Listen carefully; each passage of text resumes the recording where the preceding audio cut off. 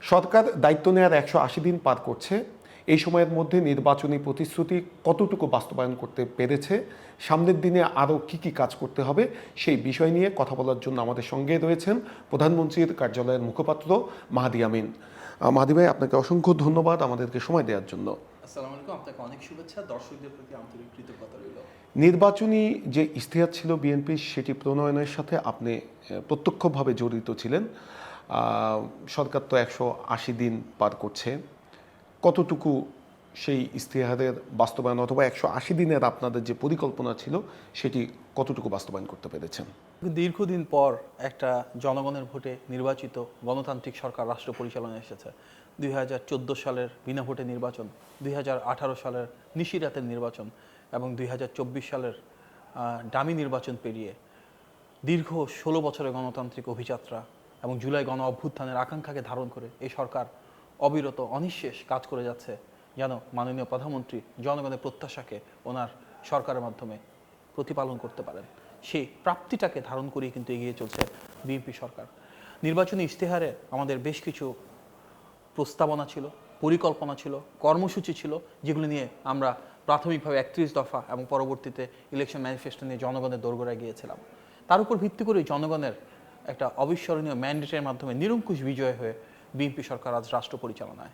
স্বাভাবিকভাবেই নির্বাচনী ইশতেহারের প্রতিটি প্রতিশ্রুতিকে বাস্তবায়নের জন্য সরকার কাজ করে চলেছে।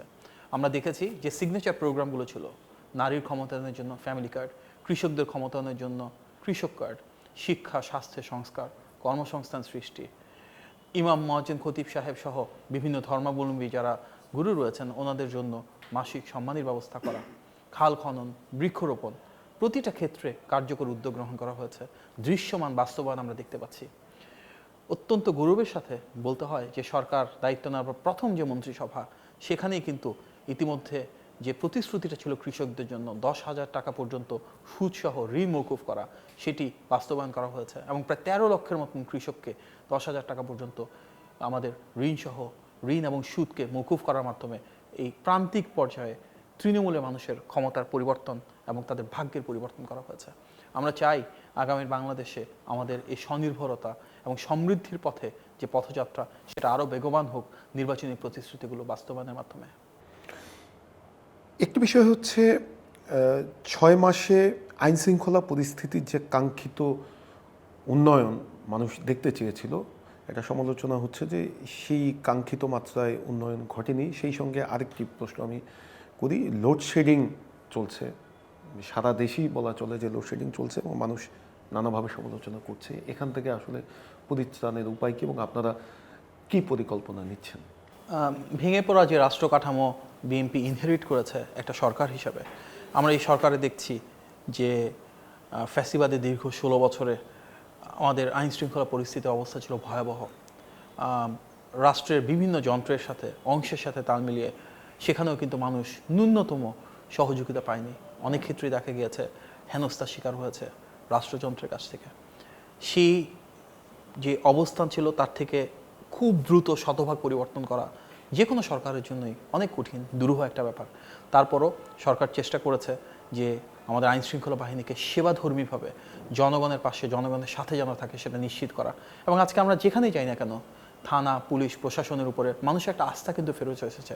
মানুষ বিপদগ্রস্ত হলে যাচ্ছে এবং প্রশাসন এবং আইন শৃঙ্খলা বাহিনীর কাছ থেকে সহযোগিতাও পাচ্ছে। পৃথিবীর সব দেশেই হয়তো দেখা যায় যে যদি কোনো আইন শৃঙ্খলা পরিস্থিতির ব্যত্যয় ঘটে, কোথাও অনাকাঙ্ক্ষিত ক্রাইম বা অফেন্স হয়, তাহলে সবচেয়ে বড় অগ্রাধিকার হচ্ছে বিচার নিশ্চিত করা, তদন্ত নিশ্চিত করা। আমরা রামিসা হত্যাকাণ্ড থেকে শুরু করে যতগুলো বিষয় দেখেছি এই গত 6 মাসের সরকারের সময়, প্রায় প্রতিটা ক্ষেত্রেই কিন্তু কোথাও যদি কোনো অফেন্স হয়, কোথাও যদি কোনো ক্রিমিনাল অ্যাক্টিভিটি হয়, তারপর দ্রুত গতিতে সুষ্ঠু তদন্ত হচ্ছে। দ্রুত গতিতে আমরা নিশ্চিত করতে চাইছি যেন বিচারটা হয়, এবং সেটাই তো বিএনপি সরকারের প্রতিশ্রুতি, আইনের অনুশাসন প্রতিষ্ঠা করা।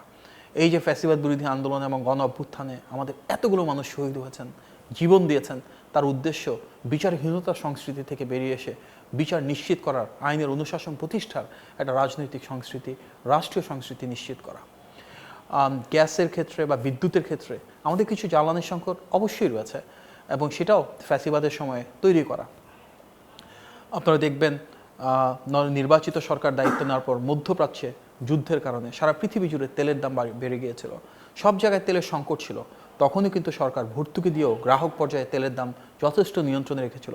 আশেপাশে যে কোনো দেশের থেকে বাংলাদেশের তেলের দাম কম ছিল এবং গ্রাহক পর্যায়ে তেলের কোনো সংকট হয়নি। সুতরাং সে সময় অত্যন্ত কৌশলগতভাবে অল্টারনেটিভ সোর্সিংয়ের মাধ্যমে, নেগোশিয়েট করবার মাধ্যমে সাপ্লাই চেইনটা ঠিক রাখা হয়েছিল, সরবরাহ এবং দ্রব্যমূল্য তেলের ক্ষেত্রে নিয়ন্ত্রণে রাখা হয়েছিল। তবে হ্যাঁ, বিগত কয়েকদিন ধরে বিভিন্ন ধরনের সমস্যা হচ্ছে বিদ্যুৎ এবং জ্বালানির ক্ষেত্রে, গ্যাসের ক্ষেত্রে। মূলত আপনারা অবহিত আছেন যে একটা এফএসইউ নষ্ট ছিল বাংলাদেশে। এফএসইউ নষ্ট থাকার কারণে গ্যাসের আমরা সেভাবে কাঙ্ক্ষিত লক্ষ্যে পৌঁছাতে পাইনি। সেটি রিপেয়ার করতে সময় লেগেছিল, তারপরে যত দ্রুত সম্ভব সেটা রিপেয়ার করা হয়েছে। তারপরে যে ভোগান্তিগুলো জনগণের ছিল, এবং আমরাও তো জনগণের অংশ, সরকারে যারা রয়েছেন যখন গ্যাস বা বিদ্যুৎ থাকে না সবাই সেটা ভুক্তভোগী হয়। তার জন্য আমরা গভীরভাবে জনগণের এই দুঃখ কষ্টটাকে অনুধাবন করে উপলব্ধি করি। যারা সংশ্লিষ্ট মন্ত্রণালয়ের সাথে দায়িত্বে রয়েছেন ওনারাও সেই কষ্টটা উপলব্ধি করেন, সবাই দুঃখ প্রকাশ করছেন, এবং আমরা জানি জনগণের প্রত্যাশা যে যত দ্রুত সম্ভব এখান থেকে আমরা কীভাবে উত্তরণ নিশ্চিত করতে পারি, এবং বিভিন্ন বাস্তবসম্মত প্রকল্পের মাধ্যমে, উদ্যোগের মাধ্যমে, পরিকল্পনার মাধ্যমে আমরা বিশ্বাস করি গ্যাস এবং বিদ্যুতের সমস্যার সমাধান হবে। জাস্ট এজ এন এক্সাম্পল, আমাদের নির্বাচনী প্রতিশ্রুতি ছিল বাংলাদেশে যদি জ্বালানির কোনো উৎস থাকে সেটা আমরা কীভাবে নিরীক্ষা করতে পারি, সেই উৎসগুলো কীভাবে আমরা খুঁজতে পারি। আপনারা নিশ্চয়ই জানেন মালয়েশিয়ার মাননীয় প্রধানমন্ত্রীর সাথে বাংলাদেশের মাননীয় প্রধানমন্ত্রী পেট্রোনাস থেকে অল্টারনেটিভ কীভাবে আমরা দ্রুত গ্যাস সাপ্লাই নিশ্চিত করতে পারি সেটা নিয়ে কথা বলেছেন। চীনে যাওয়ার পরে চীনের প্রথম সারি যত জ্বালানি বিনিয়োগকারী রয়েছেন সবার সাথে কথা হয়েছে যেন ওনারা বাংলাদেশে বিনিয়োগ করেন এবং জ্বালানি খাত থেকে আমরা যেন ওনাদের আমদানি রপ্তানি সুযোগের মাধ্যমে বাংলাদেশের তেল এবং গ্যাসের সংকটটা কাটিয়ে উঠতে পারি। একই সাথে আমেরিকা থেকে কিন্তু ইউএস বাংলাদেশ বিজনেস কাউন্সিলের একটা বেশ বড় ডেলিগেশন এসছে। এটি মাননীয় প্রধানমন্ত্রীর প্রতি ইন্টারন্যাশনাল ইনভেস্টর এবং বিজনেস কমিউনিটির যে ট্রাস্ট সেটারই একটা রিফ্লেকশন। তারা আসার পরে সেখানেও কিন্তু বিশ্বের প্রথম সারির বেশ কয়েকটা জ্বালানি কোম্পানি যারা তেল গ্যাস নিয়ে কাজ করে সেখানকার শীর্ষ কর্মকর্তারা ছিলেন, এবং ওনারাও বলেছেন যে বাংলাদেশে যে উদ্ভূত সমস্যাটুকু রয়েছে সেটা সমাধানে ওনারা আন্তর্জাতিক পরিমণ্ডল থেকে বাংলাদেশের সাথে কাজ করতে চান। সুতরাং আমাদের সমস্যা রয়েছে জ্বালানির ক্ষেত্রে, অবশ্যই সেটা আমাদেরকে অনুধাবন করে সে অনুযায়ী বাস্তবসম্মতভাবে দ্রুত, হয়তো 16 বছরের সমস্যা 6 মাসের ভিতর শতভাগ সম্ভব সমস্যা সমাধান না হলেও কত দ্রুত বাস্তবসম্মতভাবে স্বল্প মেয়াদে না হলেও মধ্যমেয়াদে আমরা এটা সমাধান করতে পারি এবং জনগণের কষ্ট বা ভোগান্তি লাঘব করতে পারি, এটা নিয়ে যারা সংশ্লিষ্ট মন্ত্রণালয়ে রয়েছেন ওনারা অবিরত কাজ করে চলেছেন। মাননীয় প্রধানমন্ত্রী গভীরভাবে সেটা উপলব্ধি করছেন, মানুষের যে দুঃখ কষ্ট যে ভোগান্তি সেটা লাঘবের জন্য উনি নির্দেশনা দিয়েছেন যেভাবে সম্ভব যত দ্রুত সম্ভব যেন বিদ্যুৎ গ্যাস এবং জ্বালানির এই যে সংকটটা রয়েছে এখান থেকে উত্তরণের ব্যবস্থা করা হয়। মালয়েশিয়ার প্রসঙ্গে বলাতে একটি প্রশ্ন একটু করতে চাই, যেটি হচ্ছে মালয়েশিয়ার যে শ্রম বাজার সেটি অনেক দিন ধরেই বন্ধ রয়েছে। আপনি নিজেও মালয়েশিয়ার সরকারের সাথে বেশ কয়েকটি বৈঠকে ছিলেন। এই শ্রম বাজার কবে নাগাদ খুলতে পারে? আমরা কয়েক মাস ধরেই শুনছি যে খুব দ্রুততম সময়ের মধ্যে খুলবে, কিন্তু আপনাদের পরিকল্পনা কি? আরেকটি সেই সাথে সম্পর্ক প্রশ্ন করি যে এটি নিয়ে সরকারের পক্ষ থেকে বলা হয়েছিল যে কোনো সিন্ডিকেট হবে না, তো সেটিকে আপনারা কিভাবে ঠেকাবেন? দেখুন, মালয়েশিয়া সরকারের সাথে আমাদের বেশ কয়েকবার মিটিং হয়েছে। মালয়েশিয়ার সাথে বাংলাদেশের বহুপাক্ষিক এবং বহুমাত্রিক সম্পর্ক, সেখানে অনেকগুলো বিষয় রয়েছে, ট্রেড, ইনভেস্টমেন্ট, বিজনেস, নতুন অপরচুনিটি যেমন হালাল শিল্প, এডুকেশন, হেলথ কেয়ার। এগুলোর পাশাপাশি অবশ্যই জনশক্তি রপ্তানি খুব গুরুত্বপূর্ণ, কারণ শহীদ প্রেসিডেন্ট জিয়াউর রহমানের সময় থেকেই বাংলাদেশ থেকে মালয়েশিয়ায় জনশক্তি রপ্তানি শুরু হয়েছিল, এবং ইতিহাস সাক্ষ্য দেয় বিএনপির কোনো সরকারের সময় মালয়েশিয়া জনশক্তি রপ্তানি বন্ধ হয়নি, কিন্তু বিভিন্ন সময় বিএনপি সরকারের সময়ে পূর্ববর্তী বিভিন্ন সরকারের বন্ধ করে রেখে যাওয়া শ্রমবাজার উন্মুক্ত করা হয়েছে। সেই ঐতিহ্যকে ধারণ করে আমাদের সরকার থেকে সর্বোচ্চ চেষ্টা করা হচ্ছে যত দ্রুত সম্ভব মালয়েশিয়া মার্কেটটা ওপেন করবার জন্য। এখানে বেশ কিছু চ্যালেঞ্জ রয়েছে, এগুলি নিয়ে ধারাবাহিকভাবে কাজ করা হয়েছে, এবং আপনারা নিশ্চয়ই জানেন ইতিমধ্যে ঘোষণা এসেছে যে এই মাসের শেষ নাগাদ অর্থাৎ বাই এন্ড আগস্ট আমরা খুব দৃঢ়ভাবে আশাবাদী যে আমরা একটা ভালো সংবাদ পাবো মালয়েশিয়ার কাছ থেকে, যেখানে আমরা আবারও শ্রম বাজারটাকে উন্মুক্ত করতে পারবো, স্বচ্ছ প্রক্রিয়ায় অভিবাসন ব্যয় যতটা কমিয়ে সম্ভব সেখানে আমরা লোক পাঠাতে পারবো। সিন্ডিকেটের বিষয়ে আমাদের অবস্থান কিন্তু সুস্পষ্ট। ফ্যাসিবাদের সময় যারা এই প্রক্রিয়ার সাথে যুক্ত ছিল তাদের প্রত্যেককে কিন্তু আপনারা জানেন যে আমাদের শ্রম এবং কর্মসংস্থান মন্ত্রণালয় এবং প্রবাসী কল্যাণ এবং বৈদেশিক কর্মসংস্থান মন্ত্রণালয় যিনি মাননীয় মন্ত্রী রয়েছেন, উনি আমাদের সংশ্লিষ্ট মন্ত্রণালয়ের সিদ্ধান্ত মোতাবেক এই ব্যবসা থেকে যেন বিরত থাকেন সেটা নিশ্চিত করা হয়েছে।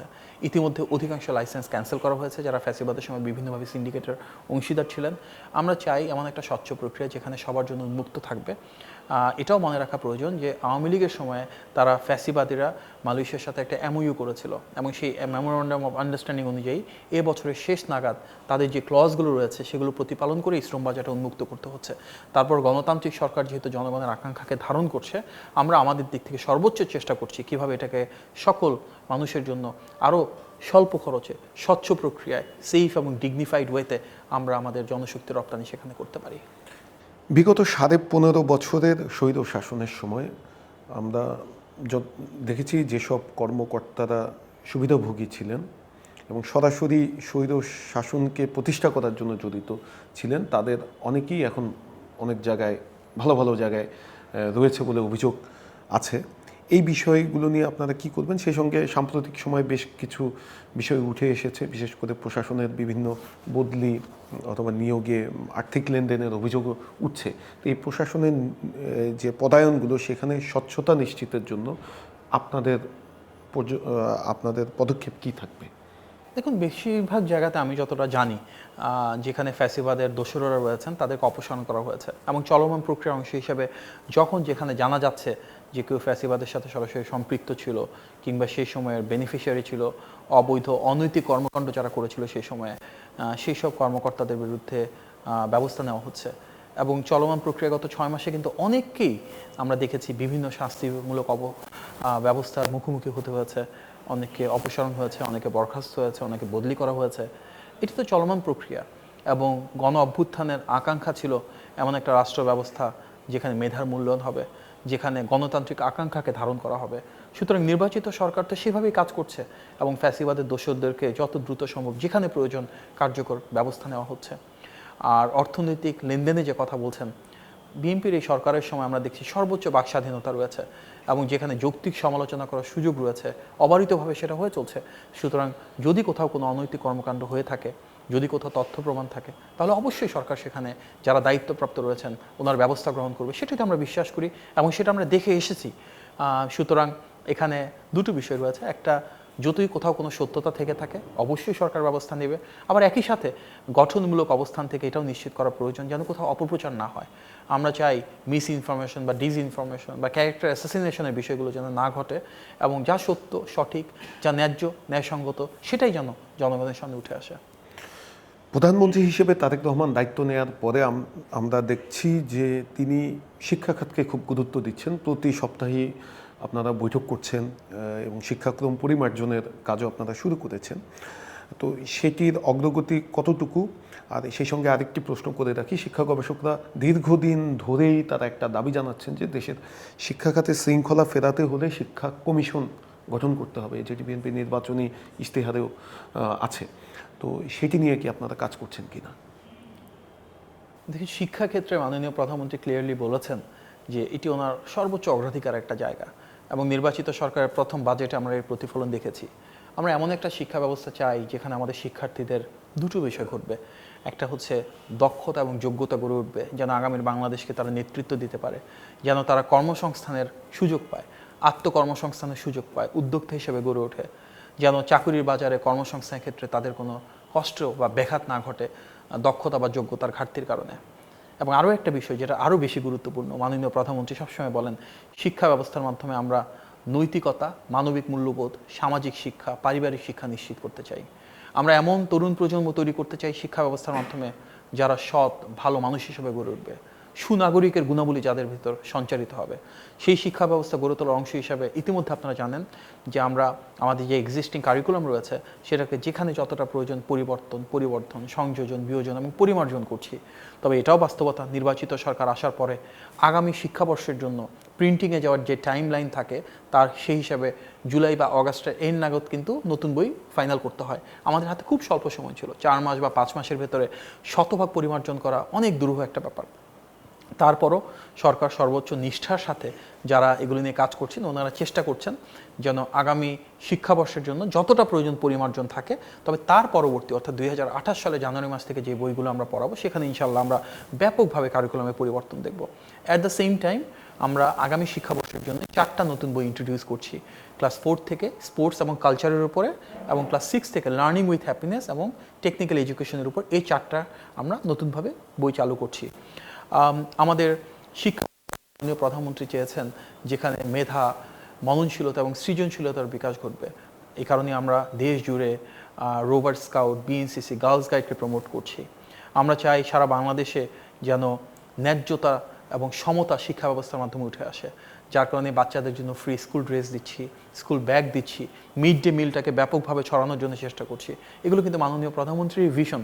এবং এর পাশাপাশি এমন একটা শিক্ষা ব্যবস্থা যেখানে শহরের সেরা স্কুল আর গ্রামের একদম অজপাড়াগার একটা স্কুল, তাদের বৈষম্যহীনতাটা কমে আসে, বৈষম্যটা যেন না থাকে, সেই লক্ষ্যে আমরা সেম কম্পিটিশনে সবাইকে ইনভলভ করছি। ইতিমধ্যে 11 লক্ষের বেশি ছাত্র এবং 11 লক্ষের বেশি ছাত্রীর অংশগ্রহণে primary school gold cup football tournament হয়েছে। সারা বাংলাদেশের প্রতিটি প্রাইমারি স্কুল সেখানে পার্টিসিপেট করেছে।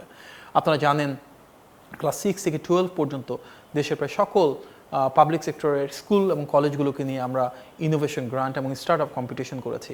এই প্রতিযোগিতাগুলোতে একদম প্রান্তিক পর্যায় থেকে ইউনিয়ন, উপজেলা, জেলা, বিভাগ হয়ে ঢাকাতে আসছে, এবং এখানে আমরা প্রতিযোগিতার ফাইনাল সমাপনী অনুষ্ঠান যেখানে মাননীয় প্রধানমন্ত্রী নিজে উপস্থিত হয়ে গিফট দিচ্ছেন, রিওয়ার্ড দিচ্ছেন, সবাইকে প্রেরণা যোগাচ্ছেন।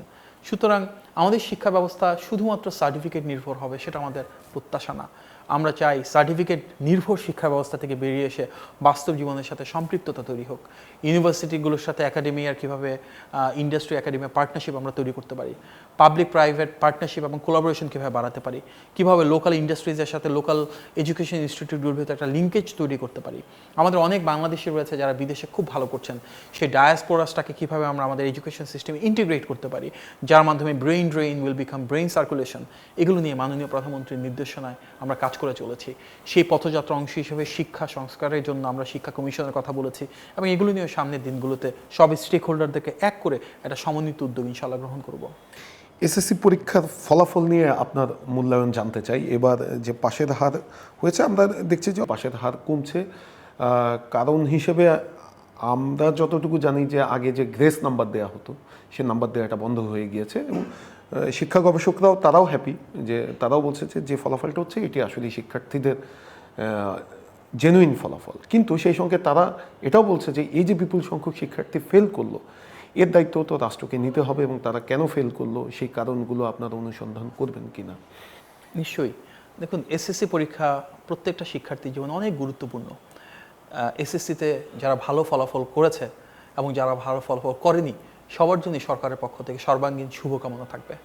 যারা ভালো ফলাফল করেছে, আপনাদের সাংবাদিক ভাই বোনদের প্রতি আমাদের অনুরোধ থাকবে তাদেরকে আপনার প্রেরণা যোগান, তাদেরকে নিয়ে স্টোরি তৈরি করেন। যারা খুব ভালো ফলাফল করেছেন তাদেরকে স্বীকৃতির ব্যবস্থা করেন।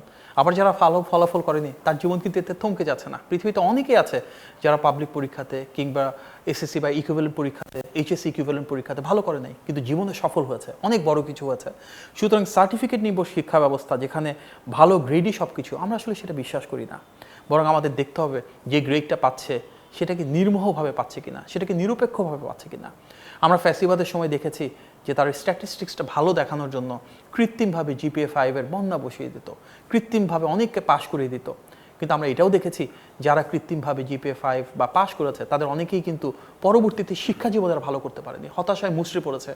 আমরা তো চাই সেই শিক্ষা ব্যবস্থা যেখানে শিক্ষার্থীরা যেভাবে প্রিপেয়ার্ড হচ্ছে, যেভাবে এক্সাম দিচ্ছে, সেটার সাথে সমানুপাতিকভাবে ন্যায্য এবং নিরপেক্ষভাবে তারা সঠিক ফলাফল পাবে।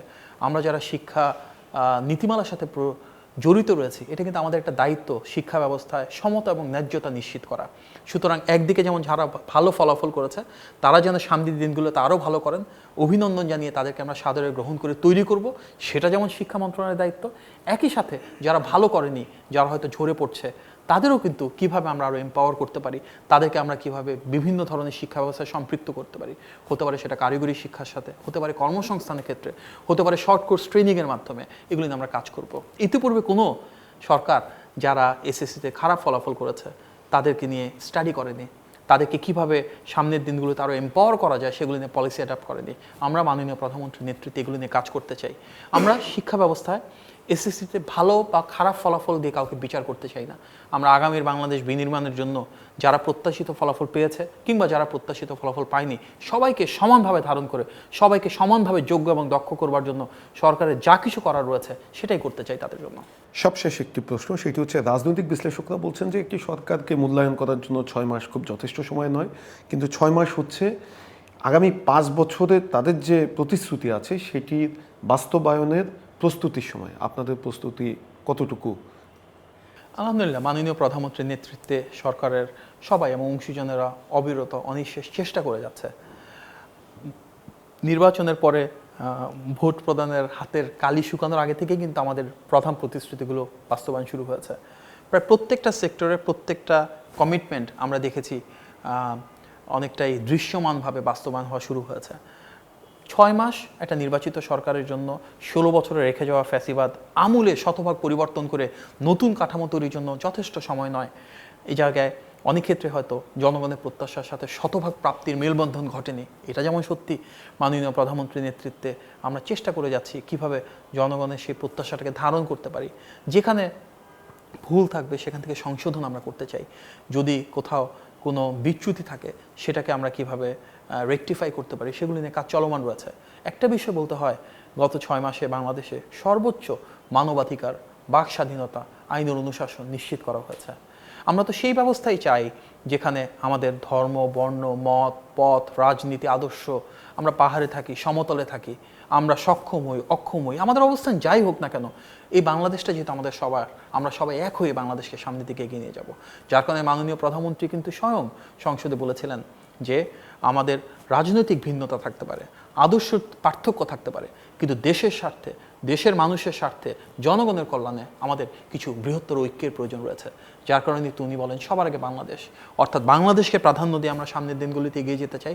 এবং এক্ষেত্রে জনগণের যেমন সমর্থন আমরা পেয়েছি, জনগণের আস্থা এবং ভালোবাসা যেমন সরকার পেয়েছে, একই সাথে সকল রাজনৈতিক দল এবং স্টেক হোল্ডাররাও বিএনপি বা সরকার যারা আজকে দায়িত্ব পরিচালনা রয়েছে তাদের ভালো জিনিসগুলোকে অ্যাপ্রিসিয়েট করবে, খারাপ জিনিস হলে যৌক্তিক সমালোচনা করবে। এবং সরকার তো সবাইকে নিয়ে এ বাংলাদেশকে সমৃদ্ধ, স্বনির্ভর, মানবিক এবং নিরাপদ হিসেবে গড়ে তুলতে চায়। দীর্ঘদিন পর গণতান্ত্রিক সরকার, এই সরকারকে নিয়ে মানুষের আবেগ আছে, আকাঙ্ক্ষা আছে, অনুভূতি আছে।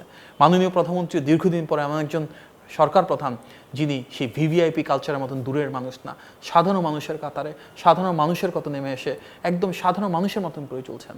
এবং আমাদের সবার প্রতি ওনার নির্দেশনা আমরাও যেন ঠিক এইভাবে জনগণের সাথে থাকি, জনগণের পাশে থাকি, জনগণের প্রত্যাশাকে ধারণ করি এবং আগামীর যে বাংলাদেশ সেটা যেন আমরা সবাই মিলে কাঁধে কাঁধ মিলে বিনির্মাণ করি ইনশাল্লাহ।